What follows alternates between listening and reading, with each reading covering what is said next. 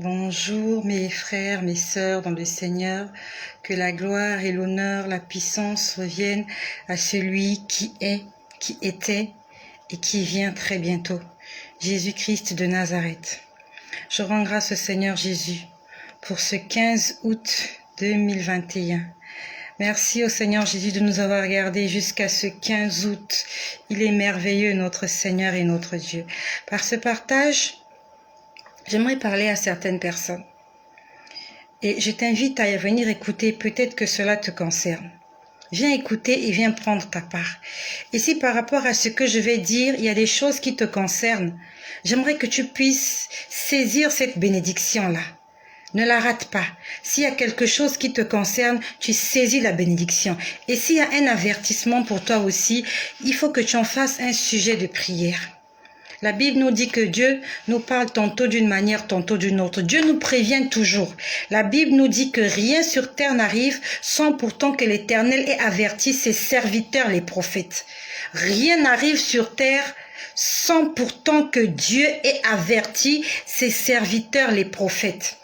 C'est pour ça que nous devons être à l'écoute. Nous devons être attentifs et être sensibles à la voix de Dieu. Premièrement, j'aimerais parler à une femme qui attend un enfant. J'aimerais te dire que le Seigneur veut te faire du bien. Cette semaine, j'ai vu une femme. J'ai vu une femme en train d'appeler Samuel. Cette femme appelée Samuel. Quand j'ai vu l'image au départ, je ne comprenais pas. Le Seigneur m'a dit, il y a une femme qui a besoin d'un enfant. Il y a une femme qui a besoin d'un enfant et je vais faire du bien à beaucoup de femmes. En cette fin de temps, le Seigneur va réjouir le cœur de plusieurs enfants de Dieu. Si tu es un enfant de Dieu qui marche dans la vérité, même si les médecins ont déclaré que tu étais stérile, même si les hommes de science t'ont fait des échographies, ont dit que tu n'as pas de trompe, que tu n'as pas d'utérus, Dieu va faire un miracle dans ta vie.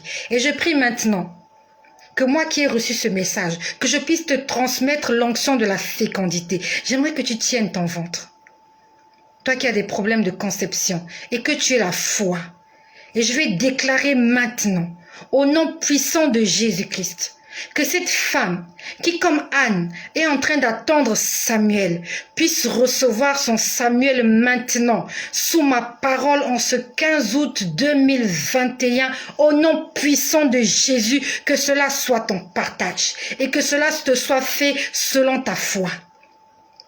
En dehors de ça, j'ai vu une autre femme, c'était pas le même jour, c'était je crois en 2 jours espacés, j'ai vu une autre femme enceinte, mais qui a une grossesse difficile, une grossesse menacée. Ce soir-là, quand le Seigneur me l'a montré, j'ai prié pour elle. Je ne sais pas de qui il s'agit. Tu as une grossesse menacée. Tu es enceinte, mais tu as des problèmes avec ta grossesse. J'aimerais que tu tiennes ton ventre aussi. C'est pas moi qui vais agir, mais c'est le Seigneur qui va agir au travers de cette parole prophétique que je vais t'annoncer ce soir. J'aimerais que tu tiennes ton ventre. Même si tu n'as pas une grossesse à risque, tiens ton ventre. Nous allons prier pour cet enfant. Car le Seigneur dans la Bible a écrit, je connais les projets que j'ai pour toi, des projets de paix et de bonheur, afin que tu aies de l'avenir et de l'espérance. Si le Seigneur a permis que tu sois enceinte, c'est pour que tu puisses tenir cet enfant dans tes bras. J'aimerais que tu tiennes ton ventre. Toi qui attends un enfant, que tu aies une grossesse à risque ou pas, nous allons prier. Dans la Bible, il est écrit, voici les miracles qui accompagneront ceux qui auront cru. En mon nom, ils imposeront les mains aux malades et les malades seront guéris.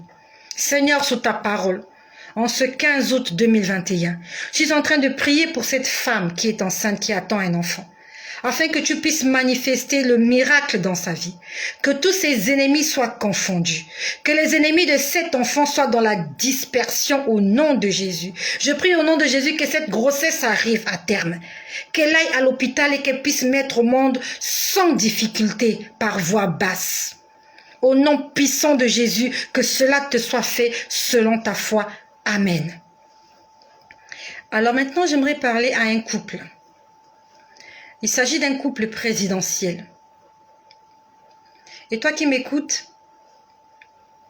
j'aimerais que tu pries pour ce couple-là. Peut-être que tu es dans un pays où ce couple-là est à la tête de ce pays-là. Il va y arriver quelque chose dans ce pays. J'ai vu ce couple présidentiel Ils étaient invités quelque part, je ne sais pas où. On les avait invités quelque part. Et on avait fait à manger. C'était des gambas. Des grosses gambas. Je ne sais pas entre monsieur et madame qui aime manger les gambas dans ce couple-là. On leur avait fait des gambas, mais les gambas étaient pourris. Des gambas pleines d'asticots. Ça s'est fait dans la cuisine. Et je voyais comment on était en train de se préparer pour amener ces gambas pourris sur la table présidentielle, là où allaient manger monsieur et madame le président de la République. Quand j'ai vu cette image, je n'ai pas compris. Je me suis dit, mais comment on peut faire à manger de la nourriture pourrie à un président de la République? Le lendemain, alors que j'avais oublié que le Seigneur me l'avait montré le soir, le lendemain, le Seigneur me rappelle la scène.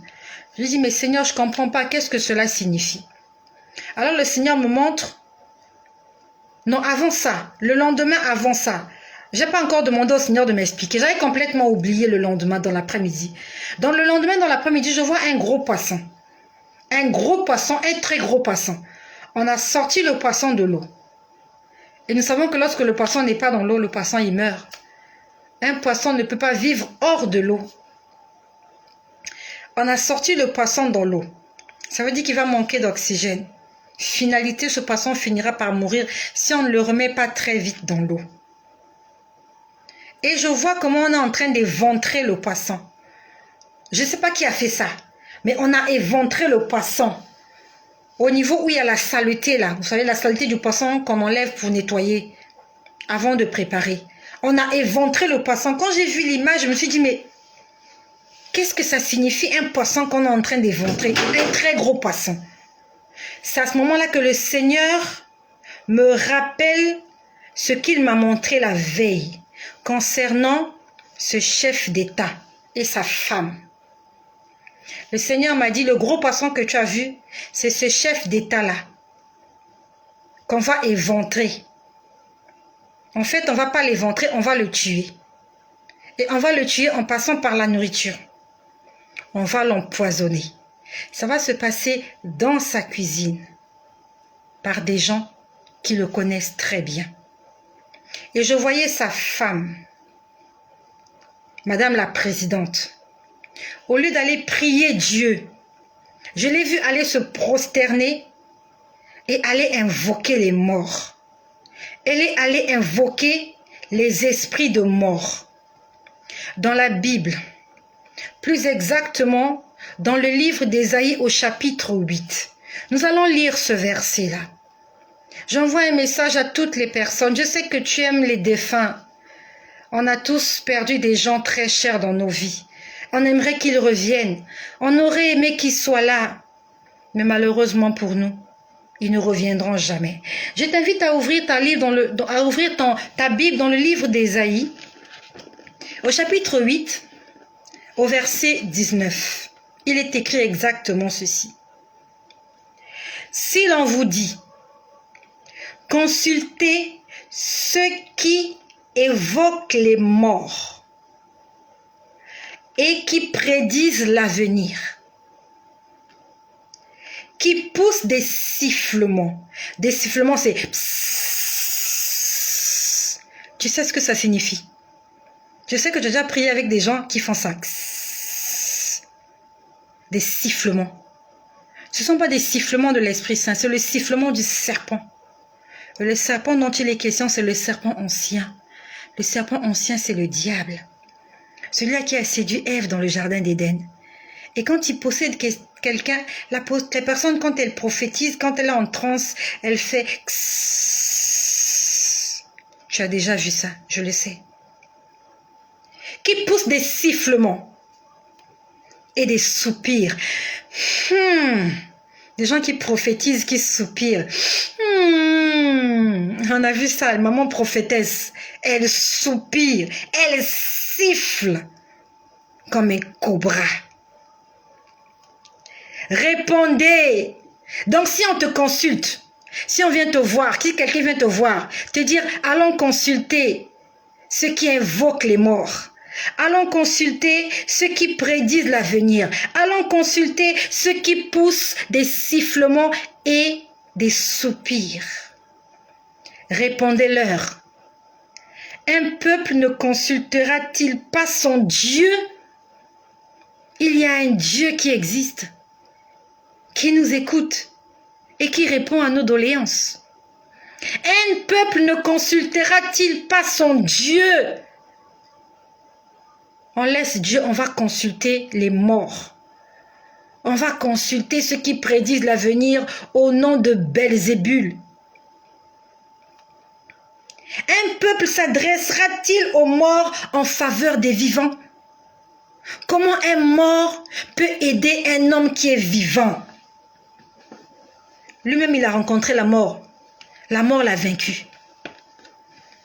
Il a rencontré la mort a gagné, il est mort, il est parti. Je prends l'exemple. Tu prépares ton examen, tu prépares le bac. C'est un exemple que je prends. Tu es en train de préparer le baccalauréat.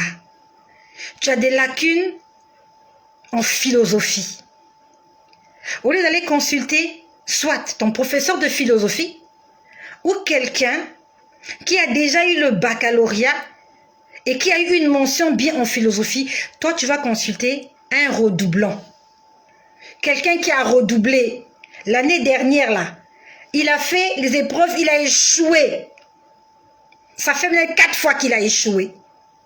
Il a été confronté au baccalauréat, il n'a pas eu son bac. Échoué. Toi, qui fais le bac, au lieu d'aller consulter quelqu'un qui a gagné, quelqu'un qui a vaincu, quelqu'un qui est vainqueur, quelqu'un qui a surmonté les difficultés du bac, toi, tu vas consulter celui qui a échoué. C'est ce que nous faisons quand nous consultons les morts.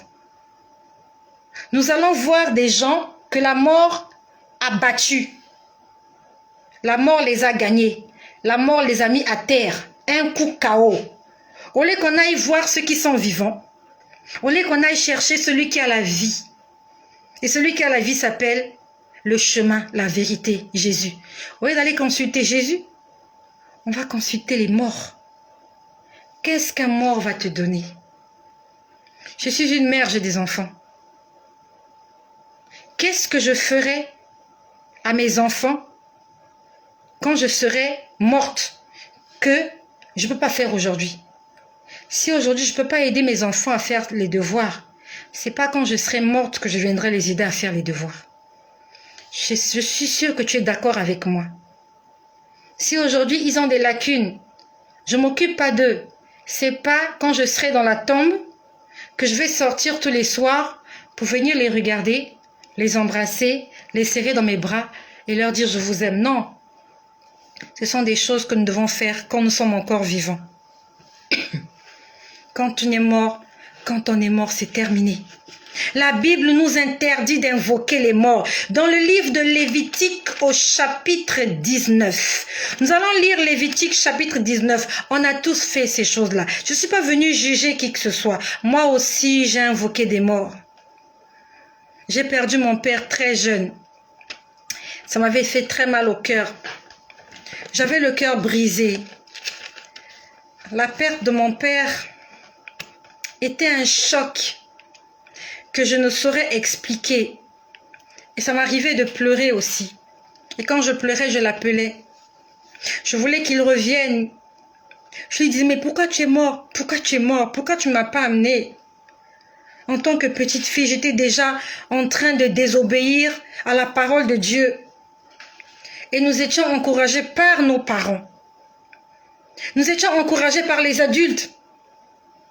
Que quand tu as des problèmes, appelle ton père. Quand tu as des problèmes, appelle quelqu'un qui est mort, qui t'aimait et que toi aussi tu aimes. Il va venir te... Nous avons été induits en erreur. Dans le livre de Lévitique au chapitre 19, tu peux aller le lire avec moi. Ce n'est pas une invention.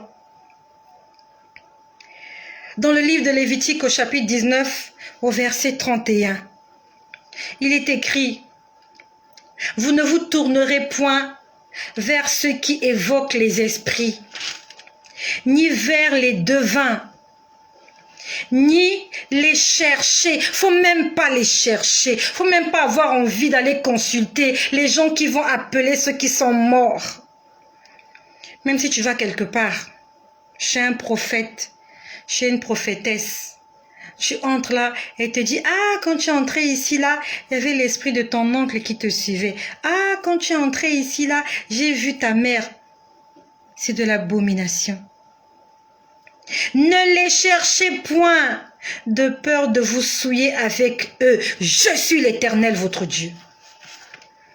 Si tu appelles l'Éternel ton Dieu, il n'y a que lui seul que tu dois consulter.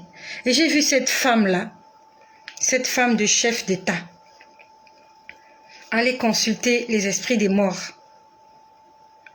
Envoyez-lui ce message. La Bible nous dit dans Ésaïe, chapitre 8, verset 31. Un peuple ne consultera-t-il pas son Dieu? Invoquera-t-il les morts en faveur des vivants? Non. Un peuple doit consulter son Dieu. Prions pour ce pays. Et quand j'ai demandé au Seigneur, il m'a dit empoisonnement. La Bible nous dit, celui qui tue par l'épée périra par l'épée. Cet homme-là sera empoisonné parce que lui-même aussi, il a pris du plaisir à empoisonner des gens. Ne fais pas du mal à ton prochain. La Bible nous dit, celui qui tue par l'épée périra par l'épée. Ne fais pas du mal à ton prochain. Un jour, ça va te rattraper. Pendant que tu es encore en vie, réponds-toi. Confesse tes péchés. Et si tu as des problèmes avec ton prochain, va te réconcilier avec lui pendant que tu es encore en vie. Toi qui m'écoutes, prie pour ton pays. Parce que si ce chef d'État-là est empoisonné, peut-être qu'il ne peut ou ne pas être empoisonné si toi et moi nous prions. Parce que s'il arrive un drame dans cette famille, il y aura des soulèvements dans la population. Parce que il faudrait bien que quelqu'un prenne la tête de ce pays. Ça sera qui? Ça sera qui? Il y aura la bagarre. Il y aura des disputes. Il y aura des morts. Il y aura des blessés. Prions le Seigneur. Prions le Seigneur pour nos pays. Prions le Seigneur pour le monde. Prions le Seigneur pour le salut des âmes. Puis le Seigneur m'a montré une personne qui suit un traitement diététique. Alors quand je parle d'un traitement diététique, cette personne a des interdits alimentaires. Tu as des interdits alimentaires parce que tu as des problèmes de santé. Donc il y a des choses que tu n'as pas le droit de manger. Et je voyais qu'on était en train d'apporter un plat de légumes à cette personne-là. C'est une femme qui a apporté ce plat de légumes. Sauf que ce n'était pas un plat de légumes. Lui, il voyait ça comme des légumes. Ça avait l'air très bon. Mais en fait, c'était du sable. On m'a dit, regarde, il est en train de manger le sable du désert. Mais quand j'ai vu l'assiette, c'était des légumes. Mais le Seigneur m'a dit, il est en train de manger le sable du désert. J'aimerais t'exhorter à prier avant de manger. C'est quelque chose que nous n'avons pas l'habitude de faire souvent. Avant de sortir, oui, au fond du cœur, Seigneur, protège-moi, je vais faire des courses. Mais avant de manger, on oublie souvent de prier avant de manger. Souvent, c'est même quand on s'est rendu compte que la nourriture est déjà dans l'estomac qu'on se met à prier. Prie avant de manger. Je te laisse imaginer du sable dans l'estomac de quelqu'un. Qu'est-ce que ça peut produire comme maladie? Le sable dans l'estomac d'un être humain, ça tue. Ça veut dire que la nourriture que la personne est en train de manger va la tuer. Prie, mon ami. Même si c'est ta femme qui te fait à manger. Tu l'aimes, elle t'aime, tu l'as amenée à la mairie, vous êtes mariés. Quand la nourriture est à table, rends grâce au Seigneur. Demande au Seigneur de bénir cette nourriture et d'anéantir tout ce qui pourrait être dangereux pour ta santé. Même si c'est ta mère qui te fait à manger, peut-être que tu es célibataire. Prie avant de manger. Même si tu vas manger dans les restaurants, prie avant de manger parce que j'ai vu quelqu'un qui a des interdits alimentaires alors qu'il pensait être en train de manger des légumes, il était en train de manger du sable. Le Seigneur est en train de parler à quelqu'un. Attention. La Bible nous dit en toute chose rendez grâce à Dieu. Tu as eu la nourriture, rends grâce. Tu n'as pas eu la nourriture, tu rends grâce.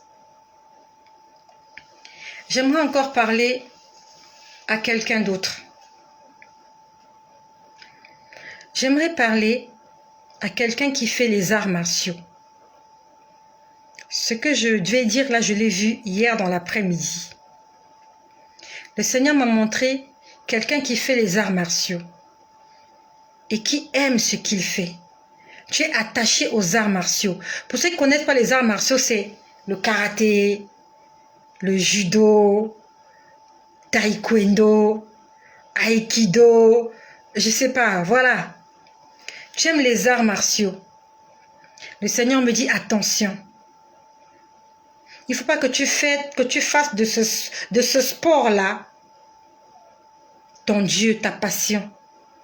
Dieu veut prendre la première place dans ta vie.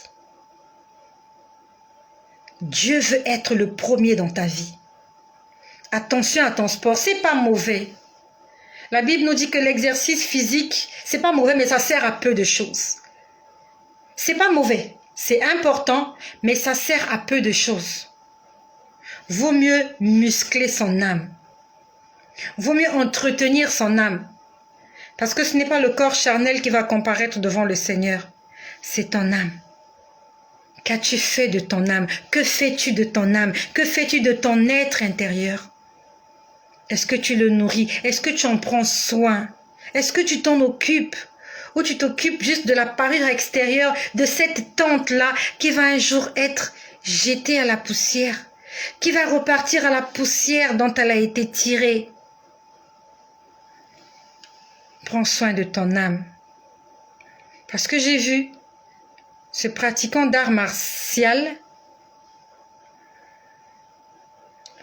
je crois que ça s'est effacé quand il est mort. Parce que vraiment ce que j'ai vu, ça ne ressemblait pas à quelqu'un qui est vivant. Je le voyais, c'est comme s'il était mort et on me montrait ce qu'il va subir après sa mort. Parce que l'image que j'ai vue, cette image m'a choquée. En fait, ça m'a même fait mal au cœur. Ça m'a fait mal au cœur. Donc, quand j'ai vu l'image, ce n'était pas l'image de quelqu'un qui était vivant. J'ai vu quelqu'un habillé en kimono. Kimono. Comme Bruce Lee, là, les kimonos, avec la ceinture. Ils étaient tous en rang. Ils étaient nombreux. En rang, comme des esclaves. Ils avaient des chaînes sur les mains, aux poignets comme ça. Ils avaient des chaînes. Et ces chaînes-là étaient en fait, comment je peux dire, étaient liées avec un gros bloc de pierre. Avec une grosse pierre, voilà, avec une grosse pierre de forme carrée. Une très grosse pierre de forme carrée. Et ils étaient enchaînés les uns avec les autres. Ça veut dire que tu ne peux pas t'échapper. Et dans le bloc de pierre, il y avait les chaînes sur ses poignets. Ces chaînes-là étaient collées au bloc de pierre. Ça veut dire qu'il ne peut pas se déplacer sans ce bloc de pierre-là. Et il s'était obligé de mettre ça sur la tête. Il se promenait avec ce gros bloc de pierre sur la tête comme ça. Comme des esclaves.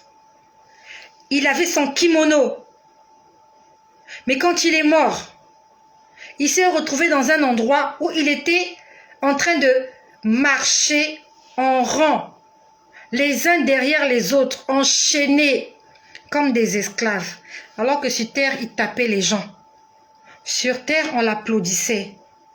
Mais quand il est mort, il y avait un gros bloc de pierre. Je le voyais tenir ça comme ça sur sa tête.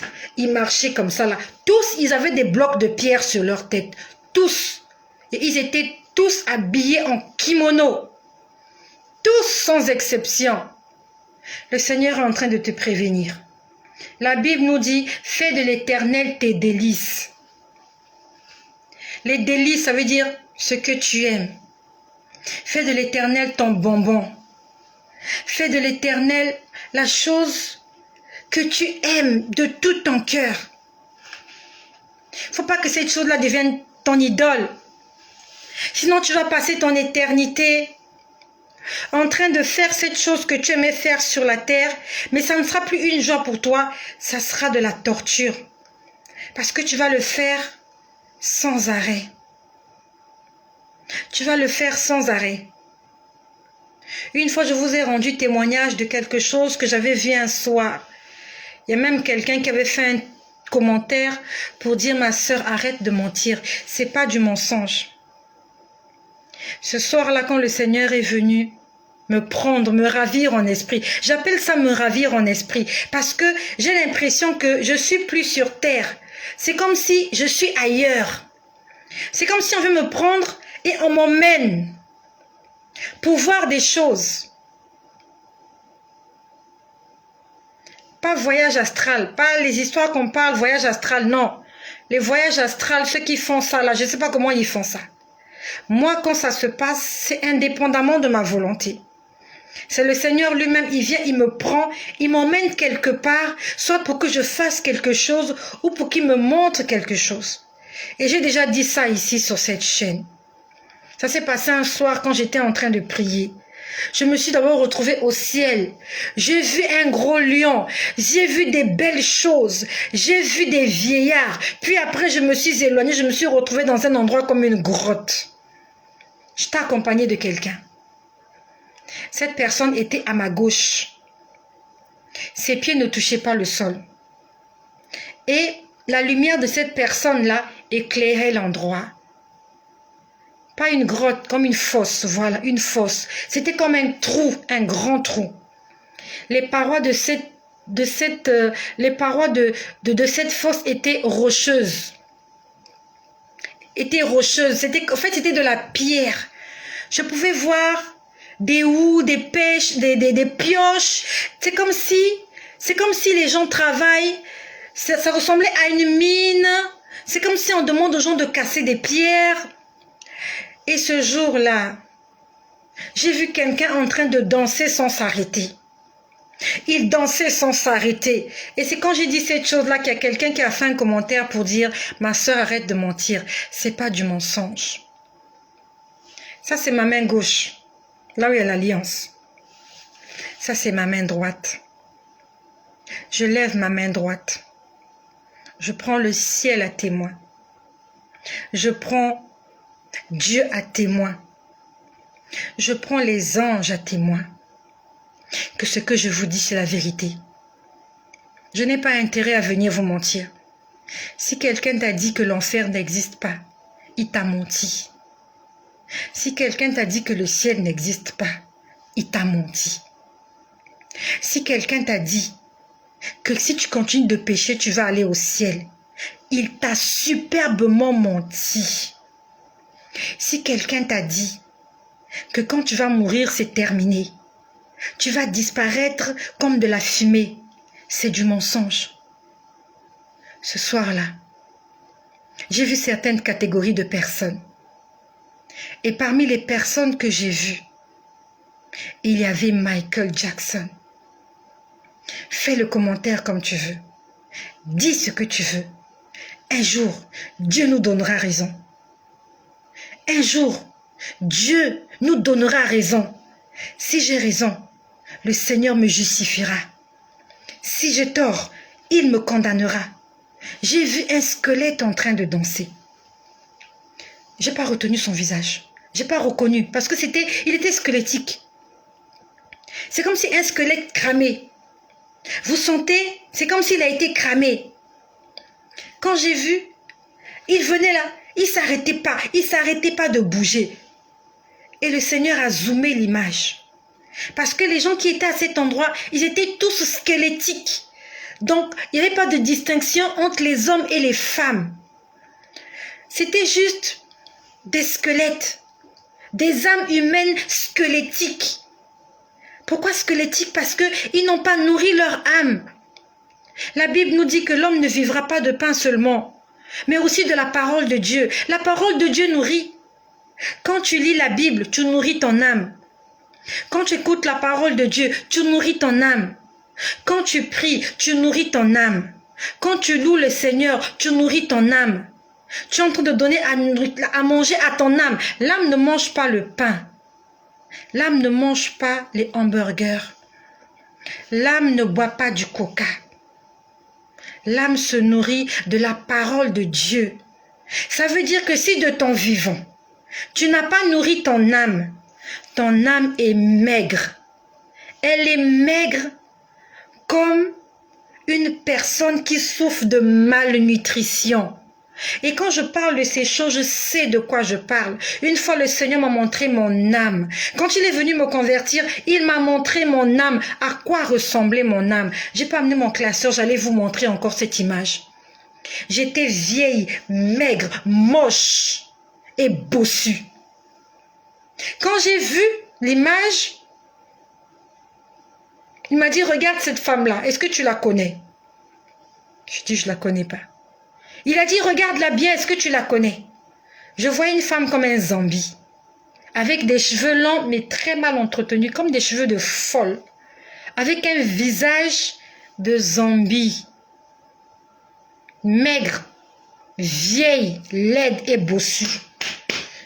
J'avais une bosse. Alors que physiquement, c'est ce que vous voyez. Physiquement, c'est ça. Je sais, moi, là, physique, c'est ça. Mais mon âme ressemblait à autre chose. Si on pouvait mettre mon âme sur la balance, je ne sais pas si j'aurais atteint 30 kilos. Alors que là, si je monte sur la balance, je suis à près de 70. Mon âme était maigre. Je ne savais pas que c'était mon âme qu'on me montrait. Sauf que j'avais porté une robe blanche très sale. La personne qui me parlait, c'était deux personnes. Ils m'ont dit, mais cette personne-là, c'est toi. Ils m'ont dit, cette folle-là, c'est toi. Il m'a dit, c'est comme ça que tu es. Quand Dieu te voit, Dieu ne voit pas ton visage charnel que tu as. Le mélange de ton père, de ta mère, de ton grand-père a donné ce que tu es. Quand Dieu te voit, il voit ton âme. À quoi ressemble ton âme? Moi, mon âme, elle n'était pas belle. Elle n'était pas belle du tout. Et dans cet endroit-là, ce soir-là, quand je voyais, c'était des squelettes, des gens squelettiques. Ils ont pris soin de leur corps. Ils ont oublié l'âme. N'oublie pas de t'occuper de ton âme. Parce que c'est ton âme qui comparaîtra un jour devant Dieu. Ce n'est pas ton corps. Ton corps repartira à la poussière. Quel est l'état de ton âme? J'aimerais que tu te poses cette question. Si aujourd'hui, je ne souhaite pas, si aujourd'hui, ton Créateur te rappelait, quel sera l'état de l'âme que tu vas lui présenter? Quand il t'a envoyé sur terre, tu étais une créature pure, sans péché. Qu'as-tu fait de cette âme qui t'a donnée? Qu'as-tu fait de cette beauté que tu avais lorsque tu es sorti du sein de ta mère? Est-ce que tu as entretenu cette âme ou tu l'as souillée avec toute la corruption qu'il y a sur cette terre? J'aimerais que tu y penses. Et si tu n'arrives pas à t'en sortir, prie, demande au Seigneur, « Seigneur, montre-moi l'état de mon âme. Parle-moi, dis-moi à quoi ressemble mon âme. » Il faut que tu pries pendant que tu es encore en vie. Que Dieu te révèle les choses cachées que tu ne connais pas. Il a dit dans sa parole, « Invoque-moi et je te répondrai. Je te montrerai des choses cachées. » Tu ne peux pas voir ton âme parce qu'elle est invisible, elle est au-dedans de toi. N'attends pas le dernier souffle pour pouvoir voir que tu as tout gâché. N'attends pas le dernier souffle. N'attends pas. Rattrape-toi pendant qu'il est encore temps. Quand tu vas expirer pour la dernière fois, ça sera trop tard. Tu ne pourras plus nettoyer ce que tu as sali, mon frère. Tu ne pourras plus réparer ce que tu as gaspillé, ma sœur. Pendant que tu vis encore, arrange. Arrange, il n'est pas trop tard. Quand l'âme sort du corps, c'est trop tard. C'est trop tard, c'est fini, c'est terminé. Une fois, c'était un midi, j'étais en train de prier. Le Seigneur m'a montré une femme qui était décédée. Elle était décédée dans un hôpital. Je pouvais voir la civière, là, le lit sur lequel on pose les malades. Son corps était allongé, son âme était assise à côté. Quand je parle de ça, j'ai mal au cœur. J'ai mal au cœur. Une fois, il y a quelqu'un qui m'a dit, oui, pourquoi quand tu parles, tu pleures? Ça me dépasse. Ce que je vous dis, de toute ma vie, j'ai plus de choses à vous dire depuis que Jésus-Christ m'a converti qu'avant que Jésus-Christ ne puisse me convertir. J'ai trop de choses à dire, j'ai vu trop de choses. Ces choses-là ont changé ma personne. Si aujourd'hui je suis ce que je suis, c'est parce que j'ai vu trop de choses. Le monde là a des réalités que nous ne connaissons pas. Les choses invisibles là, que tu ne connais pas là. Le jour où tu vas rencontrer ça, j'ai vu ça. Elle était allongée, son corps était allongé. Elle, son âme était assise à côté de son corps, à côté, au niveau des pieds. Elle était en train de pleurer. Elle était en train de pleurer. Son âme était en train de pleurer. Elle était assise, elle regrettait. C'était une femme, une jeune femme. Elle avait porté un foulard. Je ne sais pas qu'est-ce qui lui était arrivé pour qu'elle se retrouve à l'hôpital. Mais elle n'était pas habillée comme quelqu'un qui était malade.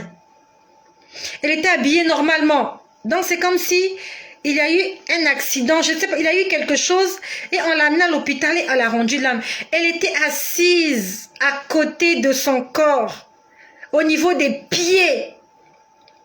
Donc la personne que je voyais couchée ressemblait à la personne qui était assise. Donc elle était deux. Celle qui était sur le lit ne bougeait plus. Celle qui était assise sur le lit avait la tête baissée comme ça là. Elle disait, Seigneur, pardonne-moi. Seigneur, pardonne-moi. Seigneur, pardonne-moi. Son âme était hors de son corps. Son âme était hors de son corps. Son cœur avait cessé de battre. Elle était en train de se confesser à l'extérieur du corps. Elle était malheureuse et disait, Seigneur, pardonne-moi, je te demande pardon. Le Seigneur lui disait, j'entendais audiblement la voix qui disait, veillez et priez, car vous ne savez pas l'heure à laquelle le voleur viendra. Veillez et priez. La voix ne faisait que répéter la même phrase. Veillez et priez, car vous ne savez pas l'heure à laquelle le voleur viendra. La Bible nous dit dans Jean 10, 10, le voleur ne vient que pour dérober, égorger et détruire. Le voleur, c'est la mort. Quand la mort vient, elle vient voler une personne. Elle vient détruire une vie. Elle vient égorger une autre. Des cœurs sont brisés. Elle se répandait à l'extérieur du corps.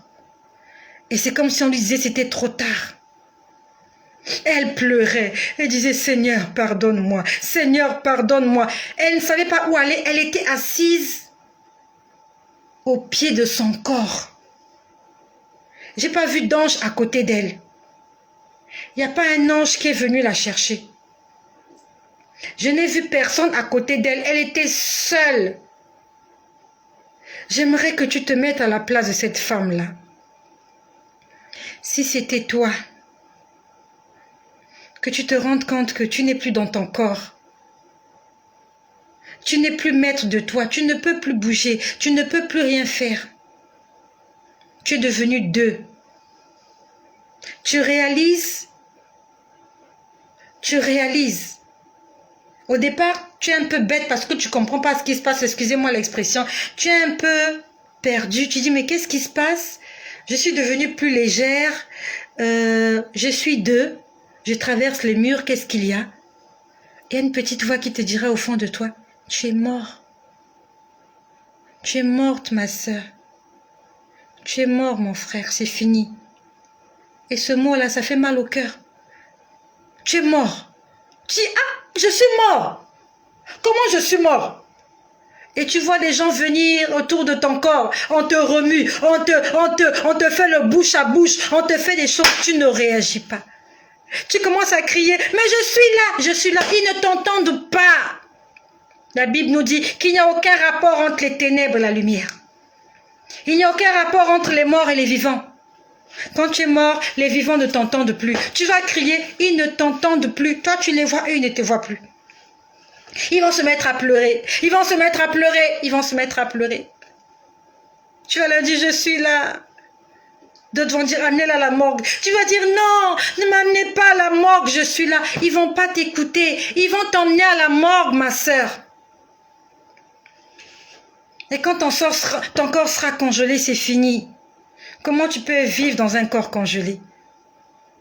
Tu vas pleurer toutes les larmes de ton corps. Tu leur diras, ne m'emmenez pas à la morgue, je suis là. Tu vas essayer d'entrer dans ton corps, mais c'est impossible.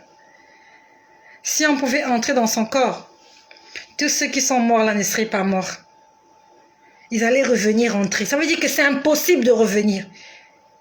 Quand tu es sorti, il faut l'intervention divine pour que tu reviennes. Comment tu feras pour revenir dans ton corps? Ça sera impossible. Ne te dis pas que non. Ah, quand je vais mourir, je vais revenir. Non, tu ne reviendras pas. Même si tu reviens, on ne va pas t'écouter. On ne va même pas te voir. N'attends pas ce jour-là pour regretter tes actes. Cherchons Dieu pendant que nous sommes encore vivants. Cherchons le Seigneur Jésus. Le Seigneur est en train d'envoyer un message à quelqu'un. Un message à ses enfants. Tu es l'enfant de Dieu, mets la paix dans ton cœur. Mets la paix entre toi et ton prochain. Mets la paix entre toi et le Seigneur Jésus-Christ. La Bible nous dit dans le livre de Matthieu, si tu ne pardonnes pas ton prochain, le Père Céleste ne te pardonnera pas non plus. Car il n'y a pas plus grand que l'amour. Il n'y a pas plus grand que l'amour. J'ai beaucoup de choses à vous dire, mais je m'arrête par là. Je vais récapituler pour ceux qui viennent de nous rejoindre. Le Seigneur m'a montré une femme qui a besoin d'un enfant. Et au début de la vidéo, j'ai prié pour une femme qui a besoin d'un enfant. Le Seigneur m'a montré une femme qui a des problèmes, qui a une grossesse à risque. J'ai prié pour cette femme qui a des difficultés avec sa grossesse. Le Seigneur m'a parlé de ce couple présidentiel qui va être empoisonné. Prions pour le salut de ce couple-là. Et prions pour la paix dans le pays en question. Le Seigneur m'a parlé de quelqu'un qui a des problèmes alimentaires et qui suit un régime. Et que je voyais qu'à la place des légumes qu'il mangeait, cette personne était en train de manger du sable. Et je nous ai exhortés à prier avant de manger. Prions avant de manger. Ne l'oublie pas. Peut-être que cela te concerne. Peut-être que ça te concerne. Tout le monde n'a pas des yeux spirituels pour voir ce qu'il y a dans le monde caché. Toi, tu vois les légumes, peut-être que ce ne sont pas des légumes. Toi, tu vois la viande, tu vois du manioc, tu vois du pain, tu vois de la tchéké, tu vois des haricots. Qui t'a dit que ce sont des haricots? Qui t'a dit que ce sont des haricots? Même si tu ne vois pas, prie pour la nourriture que tu manges. Que le Seigneur Jésus-Christ soit béni et qu'il soit glorifié dans vos vies. il se fait tôt ou tard, je ne sais pas, il est 4 heures du matin. Si tu n'es pas encore couché, je sais que tout à l'heure tu vas te coucher. Et je t'exhorte à faire ta prière avant de dormir. Fais une prière sincère. Tu as fait des erreurs, demande au Seigneur de te pardonner. Non seulement tu demandes au Seigneur de te pardonner, mais tu prends la décision d'abandonner tout ce que tu fais qui attriste le Saint-Esprit. Car dans le livre de Proverbes, il est écrit « Celui qui cache ses transgressions ne progresse pas, mais celui qui les avoue et qui les délaisse obtient miséricorde. Celui qui les confesse et qui prend la décision d'abandonner obtient le pardon de ses péchés. » Tu veux que le Seigneur te pardonne? Demande pardon et ne fais plus. Parce que la Bible nous dit qu'on ne se moque pas de Dieu. Tu demandes pardon parce que tu as peur de mourir? Tu as peur qu'au cas où je mourrai ce soir, qu'un ange de Dieu vienne me chercher. Alors qu'au fond de toi, tu n'as pas encore renoncé à ce péché-là. Tu veux tromper Dieu? La Bible nous dit que Dieu sonde les cœurs et les reins. Dieu lit dans ton cœur. Dieu n'écoute pas tes paroles parce que tes paroles sont menteuses. Dieu regarde ton cœur parce que ton cœur ne peut pas mentir. Généralement, ce qui sort de notre bouche ne vient pas de notre cœur. Dieu regarde et écoute ton cœur. Est-ce que cette personne-là a pris la décision d'abandonner? Même si sa bouche a parlé, Dieu regarde ton cœur.